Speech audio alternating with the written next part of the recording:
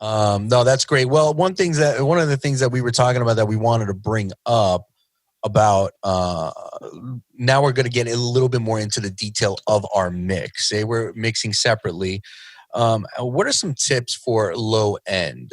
Because low end again can easily be problematic for a live stream mix, especially when, like you said, Michael, you're mixing for laptop speakers. People are listening on their iPhones, on their televisions, television speakers, a sound bar. There's so many variables here. Headphones. Right. People listen in various ways. So how are we going to approach our low end, and let's specifically say our kick drum and our bass guitar? Right. How are we going to approach that in this context? Well, first of all, I want to say it's not easy, So if you're not hitting it right away, don't sweat it. It takes a little practice, a little trial and error. One of the things that I actually had this recent discussion with our front of house engineer. He wanted to change the kick mics out because we needed more channels at the drum kit. So he took away my inside mic for a Sunday. And that was what I was relying on, because I got more attack and less boom. Mm-hmm. And because I was thinking of the end user, I don't have 100,000 watt PA behind me, right. So I've got this maybe tiny a little watt. Yeah, I got maybe 1 or 2 watts out of a laptop. So yeah. So let me back out. When you said inside mic, what do you mean? Your inside mic? A lot of times front of house engineers will use an inside mic for attack and an outside mic for boom, basically your impact. And I do that when I run front of house. I want to have both. Yep. But in a broadcast setting, that outside mic is not as important to me as the inside, because what I'm translating is that timing. So I actually want to have more click of the drum beater getting through the speakers than I want the boom.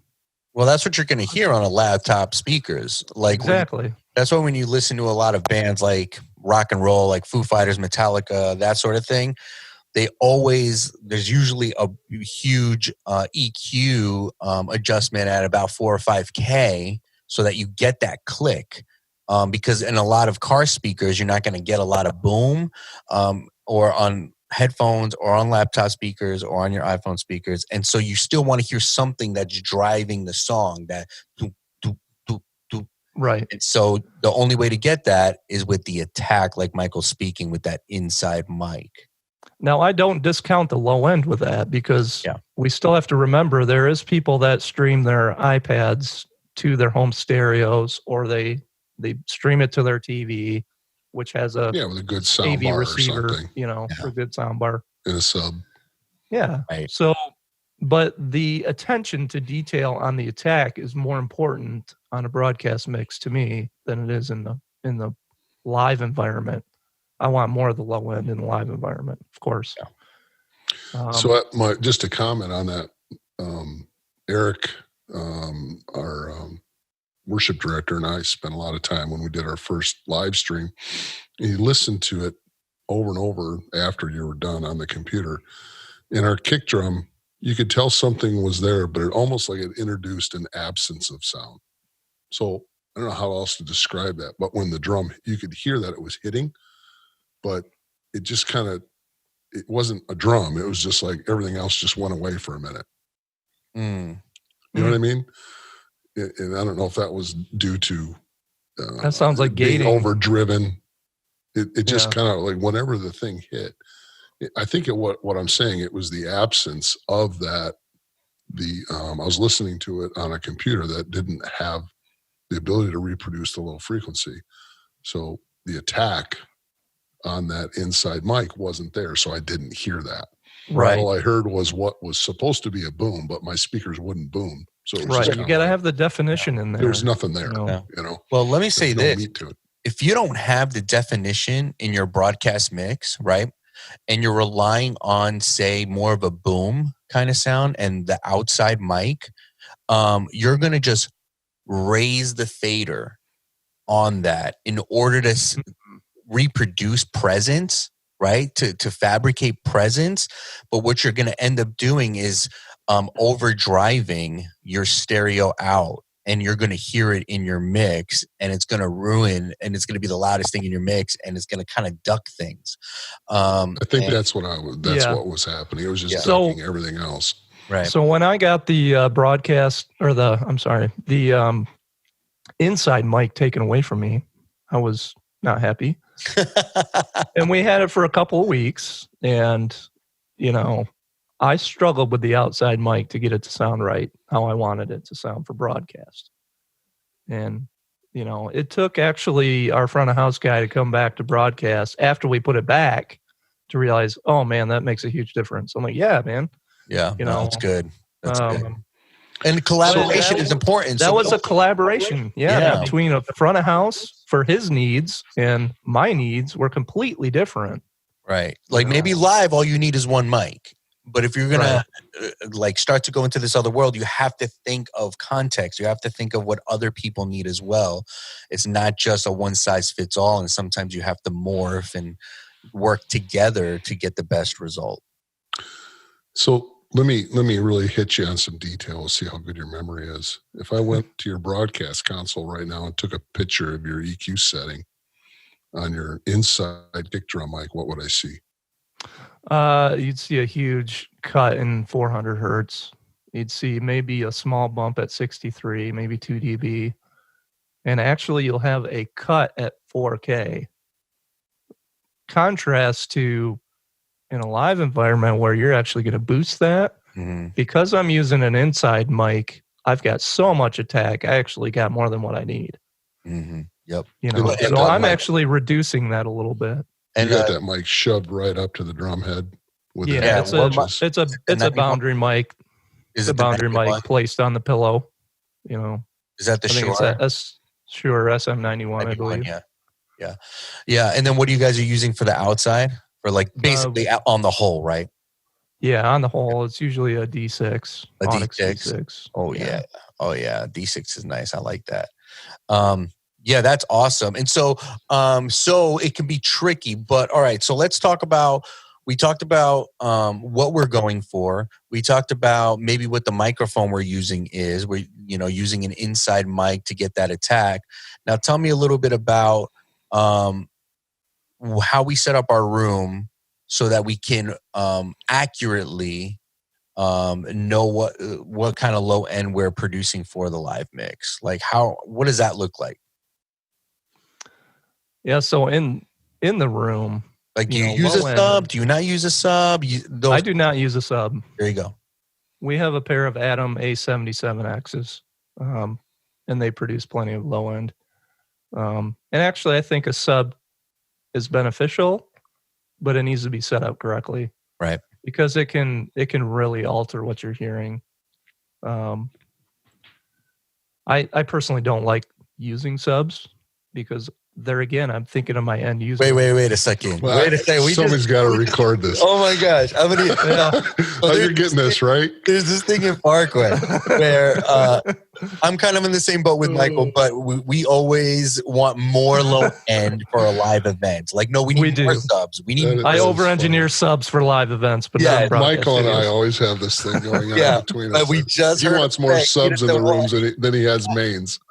We got you on record saying that you don't want to use subs. I love it. Can we edit that? All right.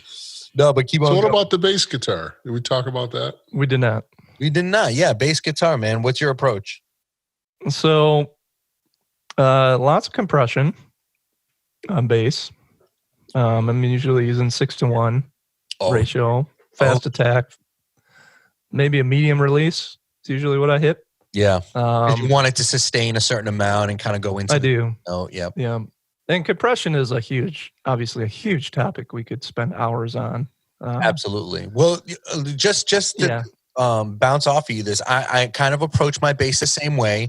And one of the things that I also do is I really don't like to do too much EQ on my bass because with the bass, if you increase 250 or whatever frequency you want to increase, whenever the note that coincides with that frequency is hit on the bass, it's going to increase that note, but everything else is not going to increase with it. And so you're actually only, you're going to have a lot of up and downs. Right. And so I like to just usually maybe give it a little bit of some high end to get some finger picking stuff. But outside of that, I don't really like to do, I kind of rely just on compression. Yeah, compression is a big deal on bass because every bass guitar is different, but the strings are different. Yeah. The low E on a string is not as loud as, somebody plucking the high G, Yeah. Yeah. And you're a bass player, Michael, so I know bass is true to your heart. Yeah. I'm a bass snob in my mix. Yeah. And when it's not right, I'm not a happy camper. Yeah. But I always, taking it back to basics, we always got to go ask the bass player. We still got to get a good tone from him first and foremost. Yep. And that's based on the quality of instrument, the quality of the player. Yes. The experience of the player, in other words. Because a lot of tone is in the fingers, Yes. So getting that right first is your step one. And honestly, that goes for any instrument. This is really not just a bass guitar topic. But so there's a lot of collaboration. You want to Right. talk to the players. You want to get the best sound possible. I would even say to get the best results is standardizing equipment is huge. So, Right. for example, a simple setup could be, hey, every bass player is going to use a Sans amp as their DI that the church owns. Everybody plugs into that because we know the sound we can get out of a Sans amp, right? And so that I'm anti-Sans amp, by the way. No. It's just an example of just saying, hey, in order to create some sort of consistency, because if all you're doing is everybody's bringing in their own bass amp, their own bass guitar, Right. the variable is going to change every week. And then you're going to be like, hey, how come the bass sounded good last week, but the bass sounds like poop this week? Right. And so taking some of those things out of the equation helps. You brought up an interesting point that I think we need to point out, Christian, is that would you agree if I said that mixing for broadcast is even more critical than mixing for house? So like those differences between a bass guitar, right, or the DI box you're using, those things would be more prevalent in the broadcast mix than they would be in the house. Would you agree with that? I personally would say yes, because I would equate it to, you ever have somebody, maybe you've experienced this or not, somebody who could be really great musician live, right? Because it's a lot more forgiving, right? But then you go into the studio to make an album and they have a really hard time staying on the click. They have a really hard time with their tone. All of a sudden you hear all these little intricacies that you didn't hear before. So that's kind of what it's like when you do a broadcast mix. All of a sudden, the microscope is on you and you hear everything, every little intricacy. So yes, I would agree with that statement. Yeah, I would agree with that too. And just something to consider for people who want to do this well and where they're going to have to look, One of the things I got to say about places to hide. One of the things I got to say about a bass guitar is don't cheap out on your DI box. Get a good DI box. Something from Radial, anything from Radial. It's great. And I play on one of the worship teams for a Monday night service. And, the first time I walked in there, I got this crappy little DI box and I couldn't get my guitar to sound right to save my life. And I thought it was actually the first time I used it. I thought there was something wrong with my bass. I'm like, why does this sound so terrible? It's a 1978 American P bass. This is a quality instrument. And that was the first time I actually played it with it live. And I was like, this is awful. So the next week I played, I said, give me a JDI, active DI box. And he did. And immediately it came to life. So it was a complete night and day, contrast. So don't cheap out on DI boxes. when you came to my church Yeah. the first time? You remember What what did it you was? say? Yeah. I said, what DI box are you using? Exactly. Yeah. Yeah. Go look what I have now. Yeah. And it helped, didn't it? It absolutely did. Night and day. Yeah. Little Yeah. changes So, like that can increase. Like not one thing is going to take you from a 10% quality to 100%. It's all these little things. What bass do you use? What strings do you use? What DI do you use? What cab do you use? All of it. What console do you use? What speakers are you using? Everything kind of works together to kind of get you that end result. so let's say we got everything right on stage. And now we're back to our discussion about mixing. One of the things that I like to do is boost 700. That's basically the frequency where your notes are going to pop out of the mix. Mm-hmm. Across the board. Across the board. Yeah. So you're talking on your stereo out, on your bus? No, on the bass guitar itself. Oh, on the bass. Okay. On Yeah. the bass. All right. So I'll generally boost 3 to 4 dB in the 700 hertz range. Okay. And that gives me really good tone and note definition Yeah, more presence. out of the end user, Nice. device. Nice.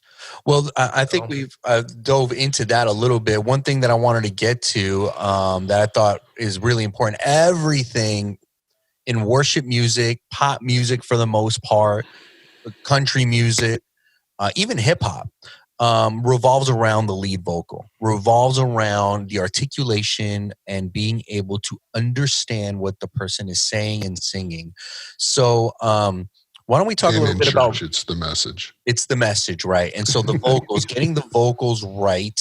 How do you approach that? And then we can even talk a little bit about effects as well, like reverb or delay, because again, they're in a large room on video. So how do you get it to sound like they're in that room, right?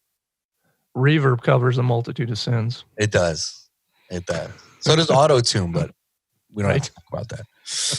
We're not talking about that. No. This is church. We don't do auto-tune. Yeah, but how do you approach your lead vocal mix, Michael? In your context. Well, this is getting down to mixed preferences. Yeah, a little bit of what the worship leader wants, what the leadership wants. Yep. Our leadership has progressively buried the vocals a little further in the mix. Just recently, even. Mm-hmm. I would say that I would tend to mix the vocal like you'd hear on the radio. Mm-hmm. The vocals out there out front. Because I want to hear all the words. That's my biggest thing. I want to hear all the words. And if I can't hear all the words, then I feel like the message is getting lost. Yeah. So clarity on the lead vocal is one of the most important things that I try to attain. Yeah, and I'm always willing to sacrifice a little bit of dynamic range in order to accomplish that. It really depends on what is given to me when I'm doing that. But one of the things that you touched on, Michael, that I think is super important is what we're all submitting to somebody. The vision is not just ours. It's the bands, it's the worship leader, it's the churches. A lot of lead pastors care about the quality of their mix and what it sounds like. How come it doesn't sound like this? I want it to sound like that. And so I think that's really important to touch on is like, hey, look, it's again collaborative. Collaborate to get to the end sound that everybody can agree on of what you're going for. It's not about my personal preference just because I'm mixing, right? So, for example, at local where I currently serve, Jordan, who's the worship leader, he's like, man, I want that lead vocal, but I don't want this choral sound with all these other vocals. Right. It's really traditional. Everybody's at the same volume. I want the lead vocal, and then maybe whoever's doing like the lead harmony, especially during verses, right, during more intimate moments, and then everybody else, if there's like 2 or 3 other vocalists, just bury them. Like you want them there for a little bit of presence when it's needed, but you don't want them to be super hot, right? And so there has to be this depth between the lead vocal and then the other vocals. What would you say about that, Michael? I would agree with that. I think that's been a typical trend over the last 5 years, 7 years, is to bury those background vocals and rely heavily on a lead vocal and maybe a single backup as harmony or,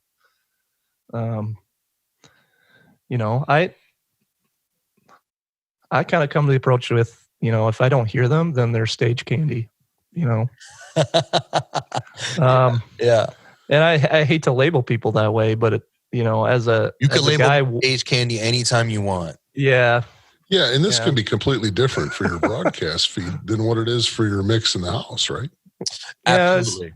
You know what I mean? But there is worship trends, that tend to stick around. But currently right now we got the low snare drum kind of thing, where I can't get any crack out of the thing. Yeah.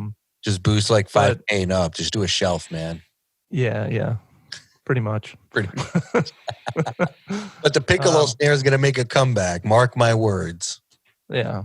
But, there's times when just recently, a few weeks ago, they said they wanted more background vocals, Yeah. And it's like, so it's all submitting to leadership, My preference is secondary to what the team's trying to accomplish, but, Oh, that's good. Yeah. You're Todd, a good any team thoughts on player. that? Todd, any thoughts on that, on how you guys approach it at your church? Well, Eric calls the shots. We have one really staff person that takes care of everything. Eric is amazing how much he gets done, but the rest of us are volunteers. So we kind of try to follow his lead as much as possible. Cool. I was going to make a comment. You kind of skipped by Verb, but I had an instance a few weeks ago that the same time I was mixing on the iPad, I actually had my house system on too, because the first week I did it, not to get into too much detail, the first week I did it, I turned the mains off altogether. So the team was up there, we were streaming the service, and turned the mains completely off. They're all on in-ears anyway, so I thought they don't need that. They'll be fine without it. Turned the mains off, and I sat there behind the console with my headphones on, trying to mix for just the broadcast. The second week, they told me, hey, we could really use a little main. We need some feel. It's just not the same with our in-ears. And so the point is, at one point in time, I was running back and forth. I was listening to, what was going out on the computer during a practice, but I was always listening to it in mains. And I found myself adding the reverb that I was hearing in the room was insane. I mean, because I was feeding it to both areas, right? So I was cranking the reverb way up on my broadcast, and I'd walk into the room and go, "Oh my goodness, that sounds awful." I mean, there was so much reverb, you hardly had any clarity in the voice. But to get it to sound good on my broadcast, I just had the reverb just cranked. It was almost double. I've found that you need about twice as much reverb online as you do in the house. You're creating ambience. You're not really capturing it. Now, in a live environment, when you have a live audience, I've got audience mics that I'm mixing into that broadcast feed. So I am miking the room and getting a little bit of that and blending it with artificial reverb. Yeah. And are you doing that just on vocals, or are you doing it on everything? The whole thing. Yeah. Yeah. So, how like when you mix live front of house, you'll like throw some reverb in during the music portion, but when they go to speak, you kind of turn the reverb off, right? Because you have the natural reverb that's occurring in the room. Well, for a broadcast, I don't do that. I actually continue to leave some reverb on the vocal even when they talk, because again, you want to give context. Like, I'm in this huge room, or I'm in a church, and there's some natural reverb that's occurring anyways. And so I like to get that feel, or continuing that feel throughout the whole set, even when the worship leader talks. Right. In addition to that, though, like, I love using reverb. I usually use 2 or 3 reverbs, right? I'll use a short reverb, a long reverb, a dark reverb, and then I'll also use a few delays. I feel like I get more movement with like a delay, like an 1/8 delay. That's just like that. and it creates more movement during the song than just a reverb by itself. The reverb can kind of get lost when everything is in there, and it can kind of give a little bit more of a vibe. How do you approach that, Michael, with your broadcast? Yeah, I would agree. I use several reverbs. My drum reverb is always different than my vocal. Nice.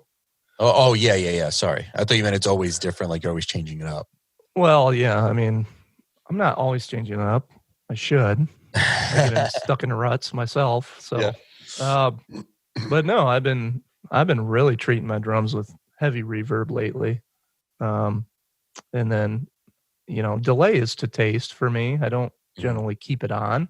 It's a move in and move out, bring it in, bring it out kind of thing.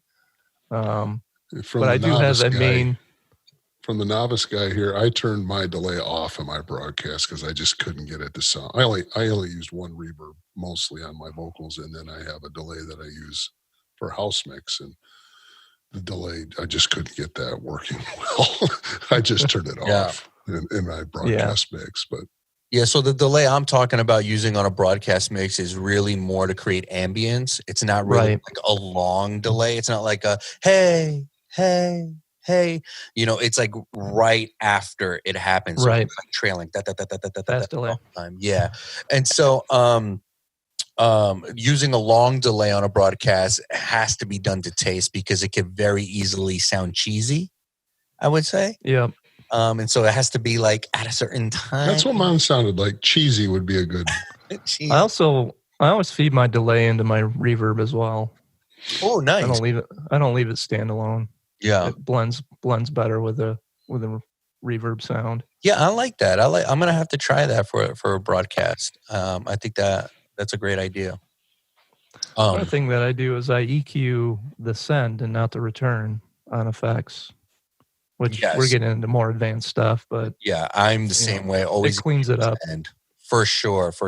I know a lot of people though that sometimes even mixing live, they'll actually want to control their return versus their send.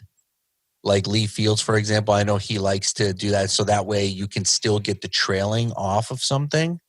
Mm-hmm. You know what I'm saying? As you're lowering the volume versus controlling the send to where it just kind of stops it immediately. Right. So there are a lot of cool little tricks like that. But you want to create an ambience, whatever, however you want to say it. And reverb is really the way to accomplish that. Even if you're just using a single reverb across your mix bus, huge. It's huge. I mean, that's the key to really creating that feel, that environment, that softness. It takes the edges off, you know. So. Before we leave a reverb, do you want to talk a little bit about pre-delay? So most reverbs have a pre-delay on them. How much of that do you use, Michael, in your mix? Do you like to use a pre-delay in order to articulate and give a little bit more definition of what they're saying before the reverb kicks in? I don't heavily rely on it. Okay. I'm usually 18 milliseconds, somewhere in there on my settings. I generally don't touch it or change it. Okay. My biggest change is throughout my mix, I will change, the reverb time, the decay, from song to song. And also I use an external reverb unit by Lexicon. Oh, nice. With a digital console, because I found that I like the hardware. I like the hardware version versus the plugins. Yeah. But, I'm a reverb snob. So old school.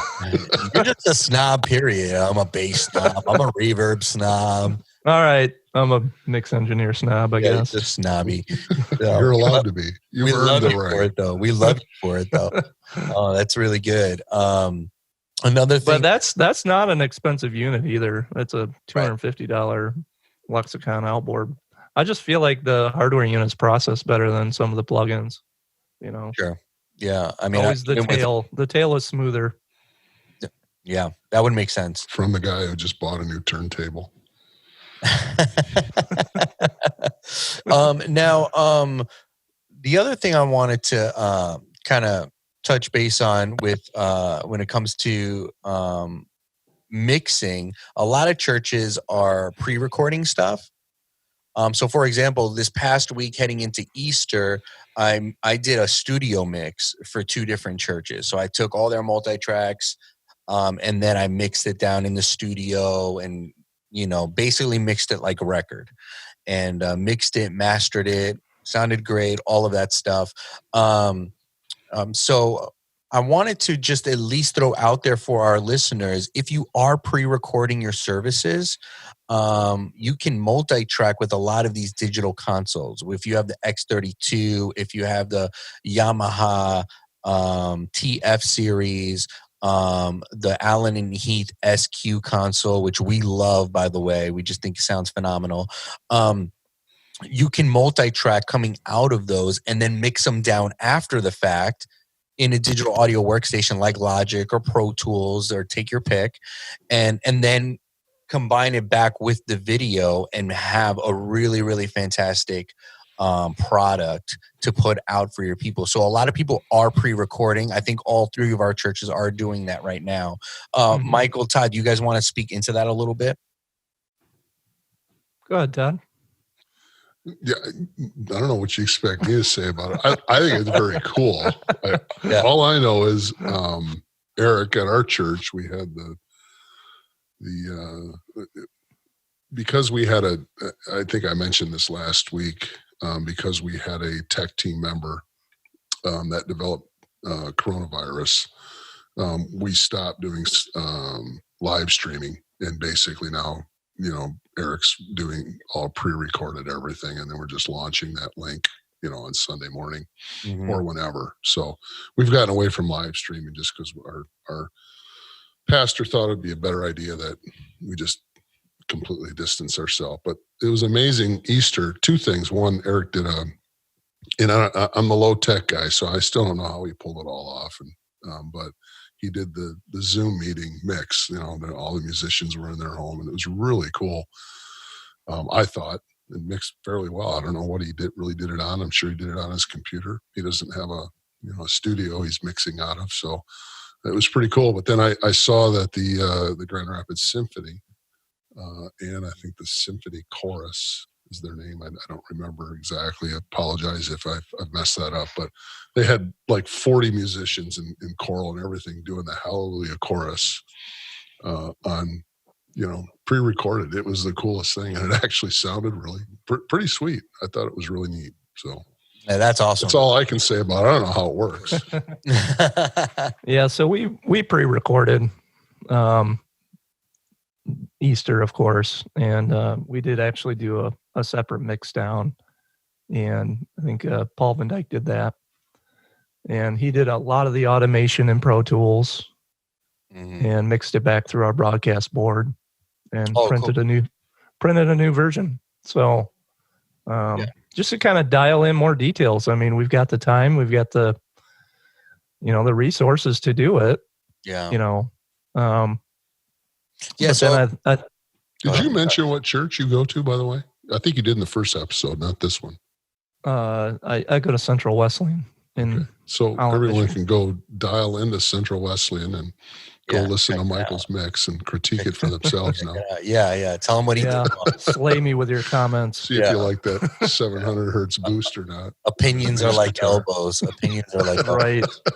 Not just your elbows. Inbox is going to be flashing like crazy. What's your email again, Michael? What's your phone number? Yeah.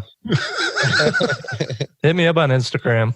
Yeah, anytime you want. Michael's Mix, right? Michael's Mix. Yeah, Michael's.mix. Michael's.mix, anytime you want. No, that's awesome. Well, thanks, guys, for sharing and for being a part of this. We got more episodes to come, tons of things that we're going to be doing. We're actually talking with a few people about doing some interviews, bringing some outside voices to really help all of us learn and grow and see what's happening in the industry. And so be sure to tune in. And thanks for listening today.